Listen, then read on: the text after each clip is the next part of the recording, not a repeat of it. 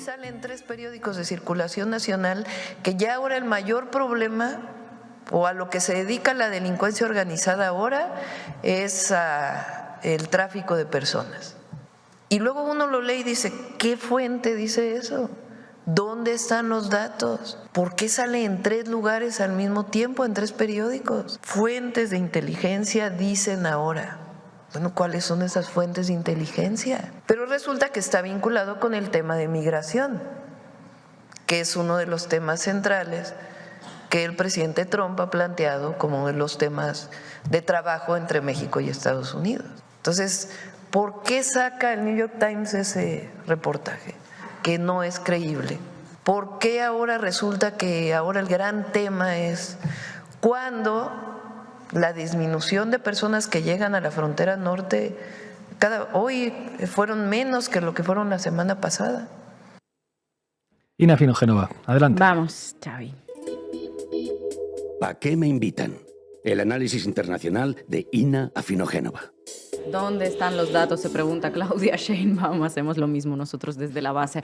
Pongamos las nuevas explosivas revelaciones de New York Times en su debido contexto. Que iban a ir con todo contra el gobierno de Claudia Sheinbaum no estaba en discusión en ningún momento. Creo que todos teníamos clarísimo que a la presidenta mexicana no se le iba a dar este tiempo de gracia que se suele pedir para líderes de otro signo político cuando asumen el poder. Eso de hay que esperar un tiempo a ver qué hace y cómo, ese típico discurso que sacan a relucir cuando se trata de liderazgos como los de Javier Milei o de Daniel Noboa, pues en el caso de Claudia Sheinbaum no aplicó en ningún momento. De hecho, el terreno para embarrar su desempeño en el cargo lo empezaron, si os acordáis, a preparar bastante antes de las elecciones. Acordémonos de la suerte de natación sincronizada de medios como New York Times, Deutsche Welle desde Alemania o ProPublica en plena campaña electoral con reportajes sobre una supuesta financiación narco de la campaña de AMLO, algunos firmados nada menos que por premios Pulitzer de periodismo. Aquellos materiales tenían la calidad típica para este tipo de operaciones mediáticas. Fuentes que dicen algo bajo la condición del más estricto anonimato, fuentes de inteligencia, suposiciones, presuntos y condicionales sin una sola prueba sólida. Todo para crear un determinado estado de opinión y todo para que nos pasemos semanas y, si me apuran, meses analizando las no informaciones. Y a pesar de que no se logró cambiar el estado de opinión en México, estaba claro que la cosa no iba a acabar ahí. Así que de los creadores de El narco financió la campaña de López Obrador, llega ahora a la cartelera una obra nueva. El narco prueba el fentanilo en personas y animales en laboratorios que tiene montados en México. La pregunta es, ¿por qué se hace esto y para quién? Bueno, la primera explicación que llega a la ecuación es la necesidad de crear un marco argumentativo para que Estados Unidos reconozca a los cárteles de la droga como organizaciones terroristas. ¿Qué significaría esto? Bueno, pues que Estados Unidos tendría derecho a luchar contra esas organizaciones fuera de sus fronteras o, en Román Paladino, podría invadir México. No hay duda alguna de que los republicanos van a aprovechar todos esos señalamientos del New York Times para precisamente justificar sus anhelos coloniales que vienen declarando desde hace tiempo. Ahí lo tenéis al Lindsey Graham, ¿no?, diciendo eso básicamente. Ahora, ¿es este el objetivo primordial de New York Times? Creo que no. El objetivo más grande y algo más pacífico, si se quiere, parece ser el de impedir que el proceso transformador mexicano sea ejemplo de nada, embarrarlo. Lo intentaron con AMLO y lo siguen intentando con Claudia Sheinbaum, que esté bajo una constante sospecha, que no se convierta en un faro para el sur global, que se vea como un fracaso, ¿no? Así que el bombardeo mediático va a ser constante al estilo del meme cuéntamelo todo y exagera. Nunca va a ser suficiente lo que se hace. A las iniciativas buenas les encontrarán todo tipo de pegas, mientras que los desaciertos serán magnificados y desmenuzados y exagerados. Y si no es suficiente, habrá toda una división de premios Pulitzer al servicio de las exclusivas basadas en testimonios anónimos. Vamos, que es una suerte de guerra híbrida mediática contra un proyecto que está transformando profundamente al país hispanohablante más grande del mundo y vecino más cercano de Estados Unidos por el sur. ¿Los van a dejar en paz? Pues por supuesto que no. Nos vamos a enterar de cada nombre, de cada capo, de cada cártel y no sabremos nada más de México. Y eso que el segundo piso de la transformación, el proyecto de Sheinbaum para el país, contempla toda una serie de reformas que merecen ser contadas. Su gobierno cumple ahora 100 días de gestión y ya de estos primeros algo más de 3 meses nos podemos hacer una idea de lo que está en juego para México.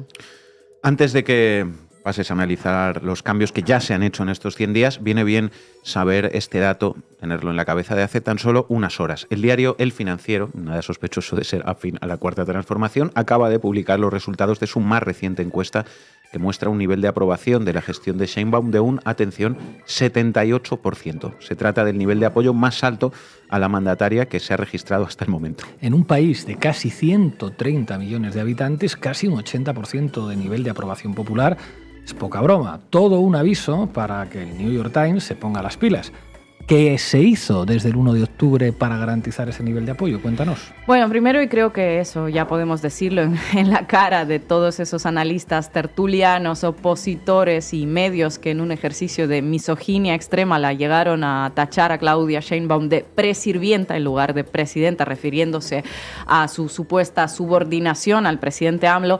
Bueno, lo que podemos decir es que Sheinbaum tiene un perfil propio más que definido, diferente al de AMLO, pero dentro de un mismo proyecto político. Vamos, exactamente lo que se prometió en campaña y lo que siempre mantuvo el propio López Obrador. ¿Qué vimos en estos meses? La adopción de la constitución más feminista del mundo, se lo contamos aquí en La Base, que reconoce por ley la igualdad sustantiva entre hombres y mujeres, y ojo, se adoptó por un gabinete que tiene una mayoría de mujeres. Vimos también la aprobación de la reforma del Poder Judicial tras las protestas de los sectores de la derecha y los augurios catastrofistas e intentos de injerencia desde Estados Unidos. También se reconoció finalmente a los grupos étnicos indígenas y afroamericanos como sujetos legales, y el 20 de diciembre más de 2.000 hectáreas de tierra fueron devueltas a 2 pueblos indígenas de Chihuahua. Todo esto en 3 meses y sorteando ataques de la progresía mediática, a la par que las amenazas de Donald Trump sobre deportaciones masivas de migrantes ilegales, aranceles de hasta un 25% y la famosa lucha contra el fentanilo. Y ojo, que todas esas amenazas han tenido respuestas bastante contundentes. Se le recordó de forma cortés a Donald Trump que México también puede deportar a inmigrantes estadounidenses y que también puede subir aranceles. A un arancel vendrá otro, dijo Sheinbaum. Eso mientras el primer ministro dimitido de Canadá, país que igual que México está en la mira proteccionista de Trump, no abrió la boca para defender al propio Estado al que representa, ¿no? A nivel internacional, el clamor mexicano por la paz ha sido lo que destacó en la cumbre del G20, cuando Sheinbaum propuso invertir en la reducción de la desigualdad, lo que se invierte anualmente en la industria armamentística y en la guerra. Todo ello mientras Donald Trump habla abiertamente de anexionarse Groenlandia, el Canal de Panamá o de la amenaza de los cárteles de droga mexicanos. Bueno, pues todo esto es una declaración de intenciones, ¿no? Y también un reto, porque el ejercicio de soberanía mexicana a partir del 20 de enero va a ser una tarea durísima, con Tom Hornan como el guardián supremo de las fronteras, o el zar fronterizo, como lo denominó su futuro jefe Donald Trump, con planes de deportar a millones de indocumentados y separar familias enteras, con corporaciones multinacionales que ven en México un terreno fértil para la exploración más despiadada y una derecha local dispuesta a aplaudirle a Trump, y a las corporaciones con tal de no cederle ni un centímetro a la Cuarta Transformación.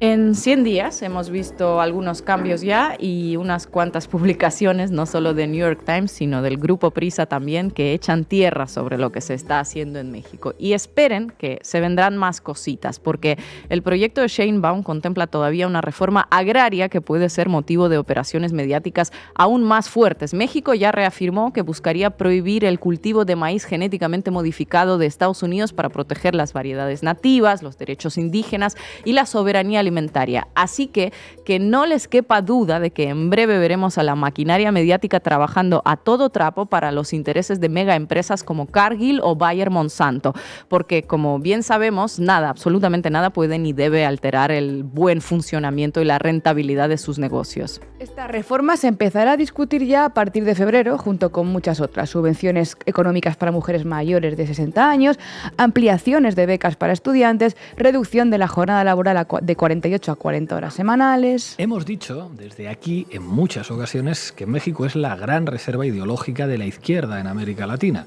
una esperanza de que las cosas se pueden hacer de una manera distinta, de que un país puede desprenderse del neoliberalismo salvaje y que puede salir adelante.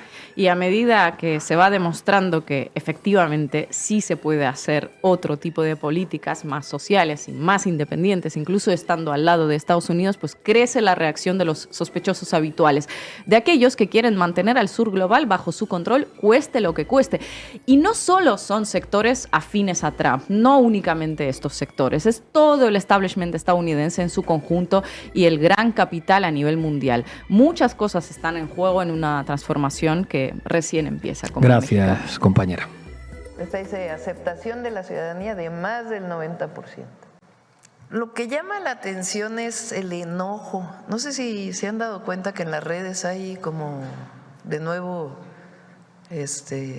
una campaña, pero de un odio, un enojo tremendo. Y lo que es increíble es que no pueden entender por qué está ocurriendo esto. Entonces, cuando fui candidata, esencialmente planteé dos cosas. Una, que continúe la transformación de la vida pública, que avance la transformación todavía más. Y segundo, que es tiempo de mujeres. Y esos dos temas son muy poderosos en nuestro país. Hoy nos acompaña en la base Luisa Cantú, directora de noticieros de Canal 11 de México. Luisa, muchísimas gracias por atender a Canal Red. ¿Qué tal, Pablo? Hola a todas y a todos. Gracias a ustedes por la invitación. Luisa, buenas tardes. Muchísimas gracias por estar aquí. Un placer siempre.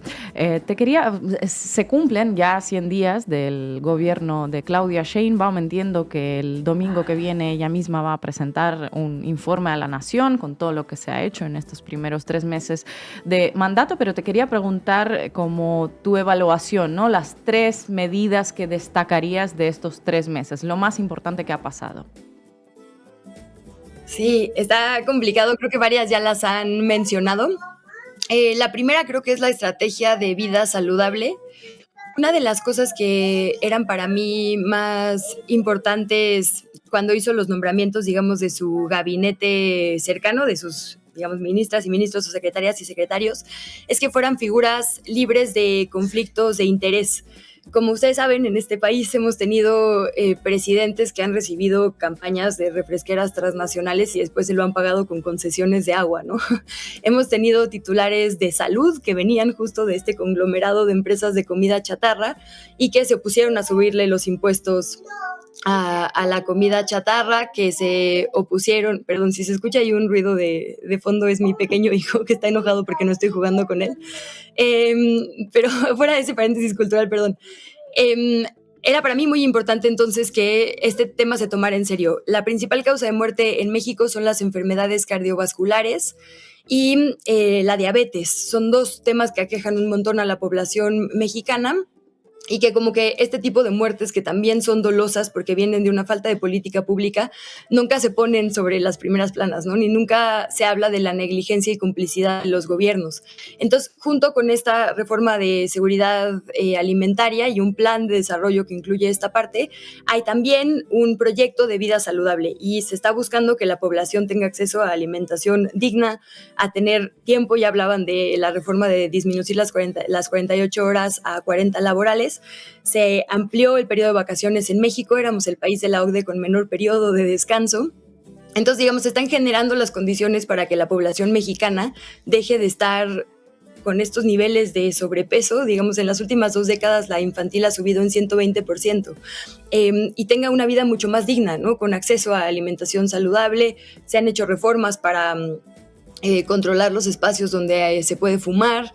Es decir, el entorno se está preparando, digamos, para que la gente deje de estar enferma y deje de estar dependiendo de comida que no es comida y de lo que se ha llamado muy bien algunas veces en este país veneno embotellado. Entonces, ese para mí es un eje fundamental.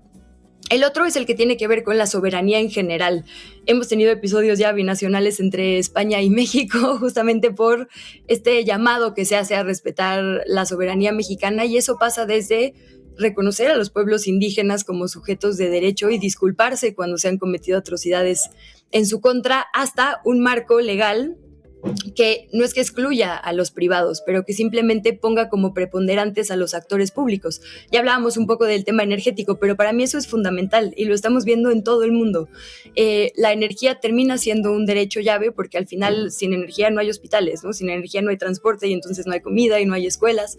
Entonces, transformar, digamos, la composición de la participación pública privada en el sector energético para mí es un tema muy importante.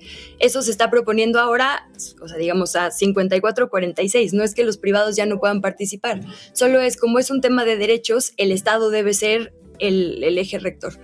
Y la parte final que a mí que pondría como tercer punto es el tema de justamente de la visión feminista o los derechos, la visión de género, digamos, hacia todo lo que se hace. Por ejemplo, se está reconociendo ahora en la entrega de becas y de pensiones a las mujeres que cuidaron y cuyo trabajo nunca fue remunerado, ¿no? Ya han hablado ustedes un poco de esto. A mí eso me parece fundamental, porque honestamente creo que hay mucha población mexicana que ni siquiera había podido ver que eso era una deuda hacia un sector que literalmente nos cuidó. La economía de cuidados es la que sostiene la otra economía, digamos, llamada de productividad de este país, ¿no? Y pocas veces nos habíamos detenido a agradecerle a un sector que tiene a este país andando. Entonces, sí es un tema, digamos, de la acción, pero también es un tema del discurso, de obligarnos a todas y a todos a discutir esos asuntos en la mira pública. Luisa Cantú, me he sentido muy identificado contigo. Mis hijos y mi hija tampoco aceptan negociar cuando papá está en una conexión y lógicamente reclaman, y eso forma también parte de la economía de los cuidados y está muy bien que eso se visibilice y nos encanta que se visibilice en Canal Red. Muchísimas gracias, compañera, seguimos en contacto. Muchas gracias. Perdón, estaba dormido, pero son traidores, como decían. Un abrazo por allá. Gracias.